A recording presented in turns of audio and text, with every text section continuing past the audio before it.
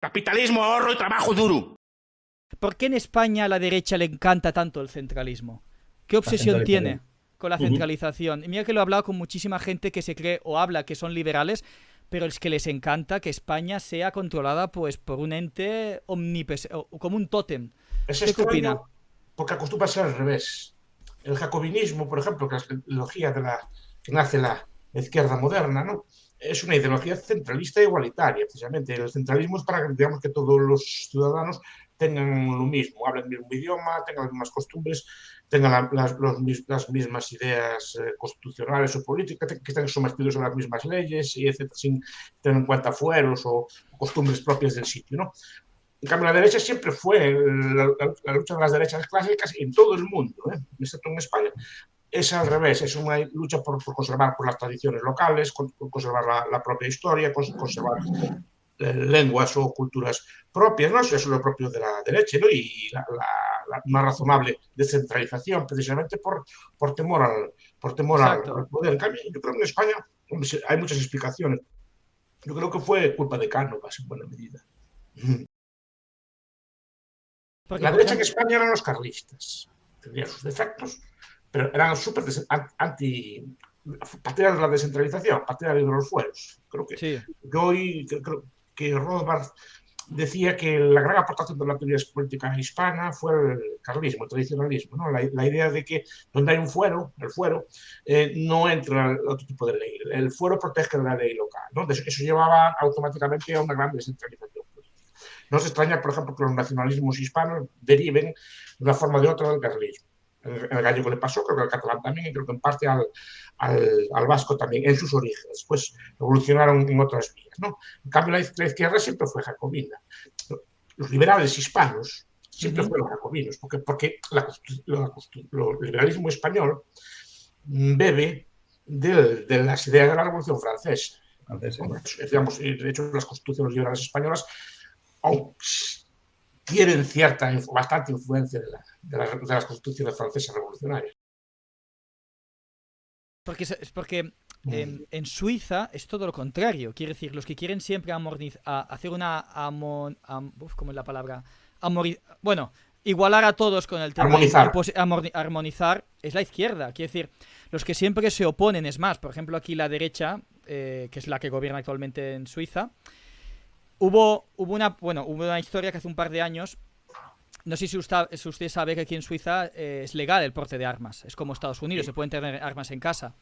Entonces, a raíz de los atentados que hubo en el año 2016 en París, se empezaron a poner bastante duros con el tema de las armas en Suiza. Entonces se hizo un referéndum porque el gobierno en ese momento estaba a punto de bajar o quitar un poco lo que es la normativa, o sea, limitar un poco la libertad de movimiento, el tema de las armas en Suiza, porque había una amenaza por parte de la Unión Europea que si no hacían eso los echaban de la EFTA, los echaban incluso del Tratado de Schengen. Sí, Entonces, la misma derecha suiza estaba a punto, iba a acatar la ley. sí. Pero la sociedad civil, como usted sabe aquí, tenemos referéndums, tenemos democracia directa. El mismo partido de derecha más conservadora, el SVP, hizo un referéndum que al final lo perdieron, pero casi lo gana. O sea, la mitad de la población estaba dispuesta a perder libertad a nivel de movimiento de capitales y de personas, lo que es tratado de Schengen y la EFTA, con tal de que no hubiese ningún tipo de sumisión por parte de las directrices de la Unión Europea, porque ellos consideran que vulneraba lo que es un derecho fundamental de ellos, que es bien.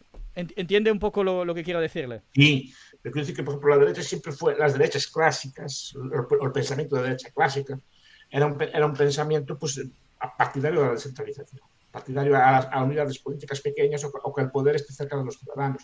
Es una idea también que deriva de la Iglesia Católica, ¿no? La subsidiariedad. Y esa es la idea clásica, que al conservador no le molesta la diversidad. Lo que estábamos hablando antes, de que la izquierda jacobina, al valorar tanto la igualdad, pues efectivamente quiere una igualdad fiscal. Efectivamente, efectivamente. No quiere que haya leyes distintas entre los distintos territorios. Quiere que todos tengan la misma ley, los mismos impuestos de sucesiones, los mismos IVAs, las mismas cosas digamos, que no se puede experimentar, que no se pueda vivir de acuerdo, digamos, con las propias costumbres, sino que tienes que adaptarte a los demás. Y eso lo copió, eso es unas ideas que tenía el liberalismo. El liberalismo, por ejemplo, en España, pues en Francia el jacobinismo eliminó los antiguos reinos o los antiguos parlamentos regionales. En España los liberales también hicieron algo parecido, ¿no? Sí, sí, sí, Crearon sí. provincias, crearon instituciones nuevas, pero digamos, para centralizar el país. ¿Qué pasa? Después, cuando Cano vas a hacer la síntesis liberal conservadora, yo creo que cojo lo peor de los dos. No lo mejor de los dos, pero cojo lo peor de los dos. ¿No? ¿Qué ventaja ve usted en la descentralización con La respecto a la... competencia. Competencia fiscal. Esto lo vemos cada día en Suiza. Y Cada día. Y la innovación. Si yo tengo mi pequeño ámbito de decisión. Yo me equivoco, pues me equivoco yo solo. Si lo hago bien, me imitan. Es así de simple. Y está siempre creando, inventando cosas. Es que esto es un tema que ya hablé muchas veces de él, pero, Sí, por sí. ejemplo, por ejemplo, hay un francés que se llama David Cossambey. Es muy interesante, el secreto del occidente, ¿no? Entonces, pues, Eric Jones, un británico, otro francés que se llama Jean Bachelet, etcétera, que explica estas cosas. Que, mira, el éxito de Europa es el no haber estado nunca unida políticamente. Porque los males o los daños o las políticas equivocadas siempre se circunscribían a un territorio solo. En cambio, si algo funcionaba bien, por ejemplo, cuando el capitalismo no aparece en toda Europa a la vez, aparece en unos sitios concretos de Europa. Como eso triunfa, pues lo copian los demás países. Sí, Lo que no sí. funcionaron lo abandonaron. Por ejemplo, es el ejemplo que se pone, es que me gusta a mí poner siempre, ¿no? Que del emperador, creo que fue el emperador Tiberio, que vino un inventor con un nuevo tipo de cristal, con una nueva máquina, no me acuerdo exactamente lo que era. Bueno, pues le dijo que había esta innovación para si podía hacerse. Y Tiberio no solo se lo prohibió, sino que ejecutó al inventor y destruyó las máquinas porque decía que quitaba trabajo, ¿no? Es un argumento típico, ¿no? Sí, lo dicen mucho. El problema es que el emperador Tiberio pudo hacerlo en todo el Imperio Romano. Pudo frenar la innovación en un espacio territorial enorme, que fue lo que le pasó, por ejemplo, a China. China, en cuanto se unificó, empezó también a hacer ese tipo de políticas, prohibió el comercio, etcétera, con el exterior, y se lo pudo imponer y condenó a la pobreza durante muchos siglos a ese tipo de cosas porque no se innovaba. En cambio, en Europa siempre estaba innovando. En Europa, por ejemplo, era muy difícil la censura. Porque si no, el rey de aquí puede censurar. Pero allá no. Por ejemplo, la moneda es más sana cuando hay muchos estados. Sí, totalmente. Son pequeños. Porque si tienes un microestado, tienes un estado pequeño, tú no puedes decir que voy a emitir papel moneda. Totalmente. Cojo el del lado. Sí, sí. Esto es lo que se está viendo con las criptos. Al lado no te lo quieren. Pero si tienes un estado muy grande, una de las cosas que hicieron los chinos al unificarse fue poner el papel moneda. Porque la gente no estaba circunscrita, no podía escapar. Entonces, siempre tiene un montón de ventajas, tienes pluralidades, puedes, como se dice ahora, votar con los pies. Si tu conde o tu duque o tu rey era muy tal, pues te pudieras mudar sin gran costo, ni cultural ni personal al ducado de al lado, etcétera. Tienes un montón de ventajas. Y esa pluralidad, son algunos teóricos. Salió un libro muy bueno ahora que Seidel, Escape from Roma, el escape de Roma. Que es un libro fantástico. Dice que lo mejor que le pasó al Imperio Romano fue desaparecer. ¿Ah, sí? Lo dice así tal cual al principio del libro. Es un libro precioso. Precisamente de esa ruptura del Imperio Romano fue como floreció Europa. Pero bueno, hubo también muchos años de decadencia. La Edad Media. Sí, pero por lo mejor, es lo que nos ven. A mí, ¿Sí? a mí me gusta estudiar las épocas oscuras. Porque cuando son tan oscuras es por algo, ¿no? Quieren ocultarlo, lo quieren ocultar. Es que algo pasa de eso. Dice que la Edad Media es una edad horrible y tal. El Renacimiento fue una maravilla. El Renacimiento volvió el tráfico de esclavos. Fue cuando volvieron las quemas de brujas, cuando vieron las guerras de religión. Cuando entonces, Jacob Burckhardt, que está en Suiza, la cultura del Renacimiento en Italia. Es un libro.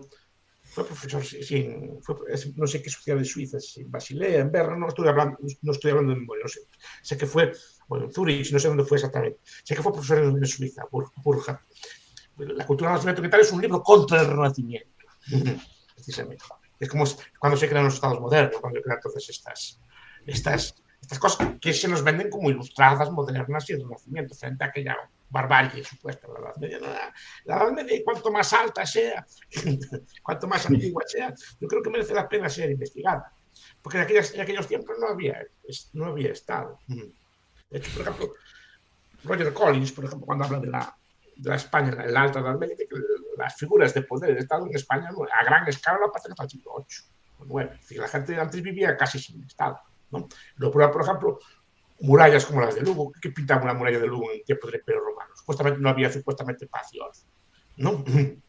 Sí, sí. No, el Estado romano no controlaba nada, controlaba unas ciudades y nada más. La gente vivía como vivía antes, vivía sin Estado, por eso tenía que defenderse con murallas de los bagaudas o de las poblaciones locales de la zona, ¿no? Pero eso no se nos cuenta. ¿Y aquella gente cómo hacía?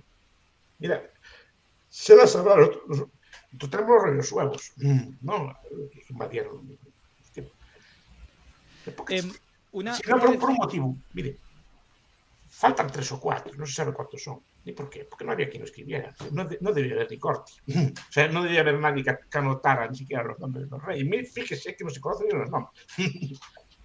Cuando de cualquier sátrapa se conoce todo su vida y milagro. Porque no debía haber institución encargada de copiarlos. Esas cosas que se las aplica a la arquitectura, había que aplicarlas también. Sí, sí, sí, sí, sí.